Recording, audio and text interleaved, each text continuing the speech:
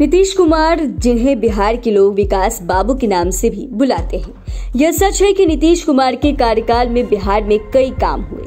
निचले तबके के लोगों को उनका सही हक मिला। गांव के कोने कोने तक सड़क और बिजली का जाल बिछा, सैकड़ों पुल और फ्लाईओवर बने। लेकिन एक कहावत तो आपने सुना ही होगा, दिया तले अंधेरा। अब आपके मन में सवाल उठ रहा होगा कि आखिर हम ऐसा क्यों बोल रहे हैं, आखिर पूरा मामला क्या है। दरअसल नालंदा जिला मुख्यालय से 25 किलोमीटर दूर गिरियक प्रखंड के गाजीपुर पंचायत में एक गांव है जिसका नाम है सकुचीडीह, जहां के लोग आज भी नाव की सवारी करने को मजबूर हैं। हर एक काम के लिए नदी पार करना पड़ता है और उसके लिए नाव ही एकमात्र सहारा है।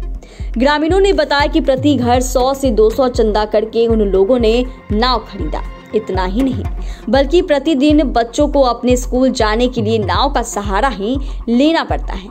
आप तस्वीरों के माध्यम से भी देख सकते हैं कि कैसे छोटे छोटे बच्चे नाव की सवारी करने को मजबूर हैं। कभी कभी तो खेवनहार नहीं रहने पर बच्चे खुद ही नाव चलाकर नदी के एक छोर से दूसरी छोर पर पहुंचते हैं।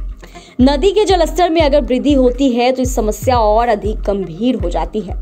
इसको लेकर ग्रामीण बताते हैं कि प्रति घर 200 से 100 रुपए चंदा करके उन लोगों ने नाव खरीदा है। नाव के बिना उनकी दिनचर्या संभव नहीं है। जिला प्रशासन के द्वारा कुछ साल पहले एक नाव की व्यवस्था की गई थी, लेकिन कुछ ही दिनों में नाव खराब हो गई। कोयरी, बिघा, मैठा, बरीड, सकुचीडीह गांव के लोगों को पुल के अभाव में 1 किलोमीटर की दूरी तय करने के लिए 6 किलोमीटर से भी अधिक का सफर तय करना पड़ता है। सबसे ज्यादा परेशानी स्कूली बच्चों को होती है।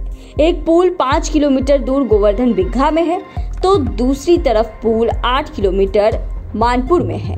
ग्रामीण कई वर्षों से पुल बनाने की मांग करते आ रहे हैं। रात के समय में अगर किसी की तबीयत खराब होती है या कोई इमरजेंसी हो तो स्थिति और भी भयावह हो जाती है। गाजीपुर पंचायत के सकुचीडीह गांव के लोगों को पढ़ाई से लेकर बाजार और हर छोटी मोटी चीजों की जरूरत के लिए सकुची सराय आना पड़ता है। दोनों गांव नदी के 2 छोर पर स्थित है। सकुची सराय में बाजार से लेकर +2 विद्यालय और मेडिकल सुविधा भी है। इनमें बच्चों को ज्यादा परेशानियों का सामना करना पड़ता है। प्रतिदिन बच्चों को अपने स्कूल जाने के लिए नाव का सहारा लेना पड़ता है। ग्रामीण बताते हैं कि चुनाव के वक्त ही जनप्रतिनिधि उनके गांव में दिखाई देते हैं। हर बार आश्वासन दिया जाता है और फिर ठग लिया जाता है उन्हें। चुनाव जीत जाने के बाद कोई भी उनकी सूद लेने नहीं पहुंचता। यहाँ के ग्रामीण जिला प्रशासन से लेकर मुख्यमंत्री तक पुल निर्माण के लिए गुहार लगा चुके हैं, लेकिन उनकी मांगों पर कोई ध्यान नहीं देता। वहीं छात्र बताते हैं कि जब नदी में पानी ज्यादा रहता है तो आने जाने में काफी परेशानी होती है। अगर नाव नदी के दूसरी छोर पर है तो स्कूल जाने में भी देर हो जाता है।